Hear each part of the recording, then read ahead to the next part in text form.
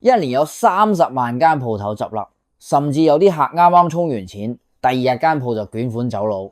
10年前剪頭髮仲要排隊，本來以為係必需品，點知轉個頭變咗最短命嘅行業，超過80%鋪頭開張唔夠2年就玩完，走佬執笠消失，越嚟越多髮型屋開始加門休息。喺大多數人嘅認知入邊，髮型屋客源廣，需求大，又係靠手藝揾食，唔單止唔會受網購衝擊，仲會長做長有。但係呢個曾經俾人追捧嘅行業，究竟發生咗乜嘢事？而家充值做卡一條龍，正正成為中高端髮型屋嘅死穴。如果冇人嚟充值同做卡，嗰啲地段好、租金貴、人工成本高嘅髮型屋真係好難撐落去。每次去啲店員就係咁游說個客充值做卡，如果個客已經講明唔做，佢哋都仲會繼續拗下。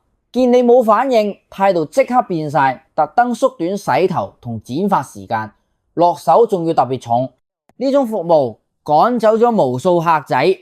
唔單止咁，而家中高端髮型屋嘅剪髮待遇簡直天淵之別，由普剪、精剪、店長、首席造型到總監，個價錢係冇上限噶。你揀嘅價位就決定咗髮型屋對你嘅服務態度。但係剪髮呢行，普通市民一直以嚟接受到個價位就係由以前嘅5蚊、10蚊到而家嘅30蚊、40蚊。而家除咗某啲舊區，80後已經好難揾得翻細個嗰啲門口有旋轉彩色燈、透明拉窗、玻璃上面明碼實價唔劏客嘅髮型屋啦。仲有嗰啲舊式鋪頭入邊好傳統嘅梳化，有皮凳可以架腳，甚至有會舊式剃鬚嘅師傅。但係而家嘅髮型師變成 Tony 老師，佢哋嘅重點唔係幫你剪頭髮，而係想你充值。為咗佢哋嘅業績，可謂用盡渾身解數，搞到剪髮呢個行業變晒質，髮型師變咗推銷員。本來個客只係想剪個劉海，以為是30蚊已經夠晒，甚至有啲貴。點知最後喺 Tony 老師三言兩語之下，你頂住個同預期唔啱嘅髮型出去呢，唔單止唔滿意，而且使費由30蚊變到300蚊，甚至更多。唔單止咁，好多髮型屋見到有年紀嘅男客，心入邊係好抗拒嘅，因為想佢哋充值做卡好難，每個月只可以賺佢哋幾十蚊嘅洗剪吹錢。而家有啲80後、90後，甚至係00後，其實都有自己嘅慳錢高招。佢哋會直接上網買電產工具，女仔就會買染髮膏、捲髮棒等等，自己喺屋企整頭。同髮型屋形成強烈對比嘅係假髮鋪，假髮鋪嘅生意出奇地好。老實講，買一頂假髮屎嘅錢都仲少過你去髮型屋屎嘅錢。無論男士定女士，有遮蓋地中海、前置劉海、假馬尾、大波浪等等，只要你心目中有個髮型雛形，一般假髮鋪都俾到你想要嘅嘢，效果唔會比 Tony 老師差。咁樣落去，髮型屋執笠嘅只會越嚟越多，留到最後嘅一定係真手藝人，但係鋪頭會越嚟越少，剪頭髮嘅費用亦會越嚟越貴，仲未計中間可能會推銷你買嘅套票。普通店員剪個頭88美元都算係良心價啦，如果係店長出馬，咁就要喺前面加個1字，始終百幾蚊起跳嘅價錢先至襯得起店長個名。而且好多店員真係好睇人落菜，如果你純粹淨係想剪頭髮，咁你嗰半個鐘感受到嘅會係風筒嘅凍風。如果你聽佢哋勸，做張卡或者消費其他嘢，例如按摩啦、洗面等等，咁迎接你嘅全程都係笑臉同溫暖。但係事實上，好多表面裝修豪華，但係入邊嘅髮型師手上真係冇乜真功夫。呢啲鋪頭開咗冇幾年就家門大吉，因此髮型屋一間接一間執笠，而且仲出現咗黑店，喺關門走佬之前仲呃個客充值，走咗佬之後又唔肯退翻啲錢俾個客，好多消費者都係等頭髮長咗先會去剪。第一次去嘅時候做咗張卡，點知第二次去剪嘅時候，髮型屋已經閂埋大門，人去樓空，卡入面嘅錢想追翻都難啦。舊年已經有多間出名嘅美容美髮店執笠，有啲頂讓，有啲破產。對於喺呢啲執笠嘅美容店度有大額充值嘅中產客嚟講，啲錢全部都凍過水啦。上世紀90年代到千禧年初嘅髮型屋仲未興起做卡制，大家去剪頭髮真係好純粹。呢啲舊式髮型師一日嘅流水額都有限，始終計一個人半個鐘，一日服務到20個客仔就算好好生意啦。一日流水有千幾蚊已經好唔錯。80後90後成日去舊式髮型屋做嘅嘢係拉直同染髮，左次拉直價錢由100蚊到200蚊唔等，好少會超過200蚊。染髮就更平啦，幾十蚊就可以染得好好睇睇。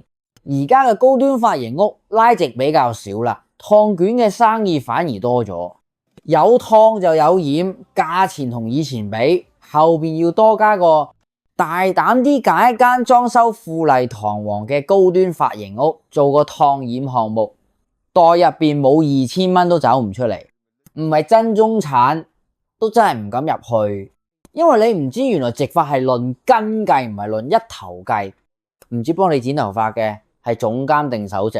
喺昆明某髮型屋，陳女士就遇到天價燙染。事前陳女士喺社交平台諮詢過，知道呢間髮型屋嘅燙染價錢由600到1000幾蚊唔等。到咗鋪頭，陳女士揀咗個1480美元嘅項目，點知埋單嘅時候俾人話今次消費金額係7680美元。原因係陳女士做咗4個燙染項目，每項1480美元，而且剪髮同護理仲要單獨收費，價錢咁貴，好多人只能捱到過年先捨得使百幾蚊俾自己剪個靚髮。臨近過年嘅髮型屋更加係海鮮價啦。如果你唔做髮型唔染髮等等，齋係洗剪吹，恐怕要等成個下晝仲未必有店員理你。與其俾人劏，不如自力更生。喺某啲購物平台上邊，捲髮棒、拉直棒等產品多到咧，價錢又好平。對於想以一個新形象過年翻屋企又唔捨得使高價錢整頭髮嘅人，自己肉手整頭髮就成為咗慳錢嘅小妙招。如果頭髮真係好長，咁仲有自助店可以揀，價錢都好平，10蚊到20蚊唔等。喺快剪店、會員充值陷阱啊、自助剪染燙店等嘅衝擊下，高端髮型屋嘅日子都唔好過。但奇怪嘅係，髮型屋一邊喺度執笠，一邊又有新嘅鋪頭崛起。10蚊剪髮喺好多城市嘅街邊、橋底、公園興起，招牌好簡單，有啲係一面旗仔，有啲係一張紙廣告牌，簡單直接。唔好睇小只係10蚊，理髮工具同師傅手藝其實一啲都唔差。呢啲10蚊剪髮嘅客群多數係老人家同細路仔，佢哋嘅需求都好簡單，只要剪短或者台平，唔需要染髮燙髮。10蚊剪髮嘅師傅們一日可以幫幾十個人剪頭髮，真係唔講得笑。重點係好快手，排隊嘅人都唔使等好耐。最重要嘅係10蚊剪髮師傅唔會同你推銷做卡嘅嘢，亦都唔會俾面色你睇。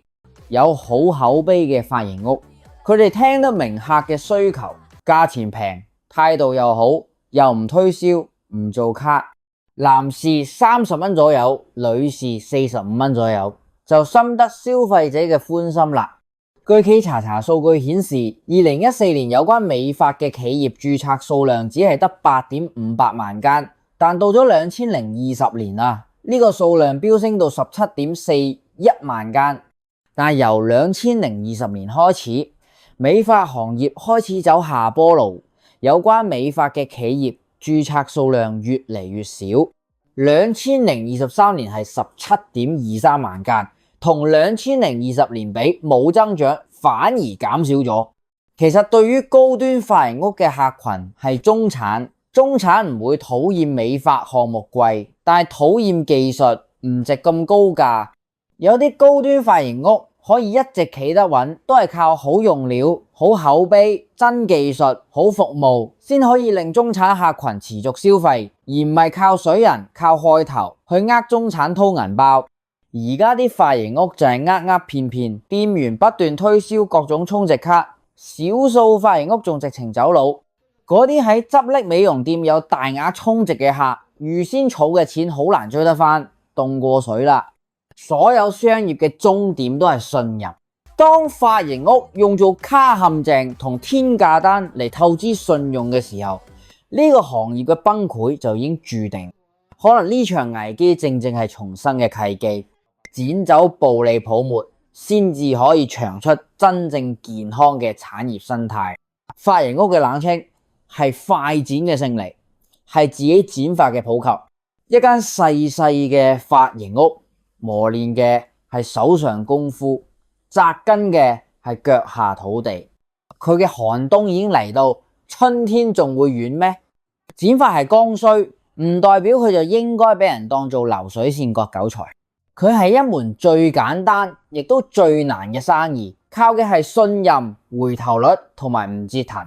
真正醒目嘅髮型屋老闆鬥嘅唔係套路，而係可唔可以令個客第二次都肯再嚟。越係小生意就越要講老實，做到剪得明白，使錢使得清楚，走得放心，先至係呢個行業最後嘅護城河。愛美之心，人皆有之。隨住中國人整體生活水平提高，對個人形象都更加關注，剪髮仍然係一門有前景、有未來嘅行業。你試過10蚊剪髮未啊？請留低你嘅睇法，留言評論。